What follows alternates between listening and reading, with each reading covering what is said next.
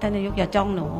ตอบตรงสื่อแล้วกันค่ะทำไมอ่ะก็ถามเธอคนก็ต้องมองหน้าถือว่าถามมองหน้าบ้าเปล่าถามทั้งเธอก็ตอบเธอทำไมเธอถามให้เป็นบอยอ้วนเนี่ยคนเราก็ต้องมองหน้าที่เพราะผมจริงใจผมไม่หลบตาใครผมพูดด้วยความ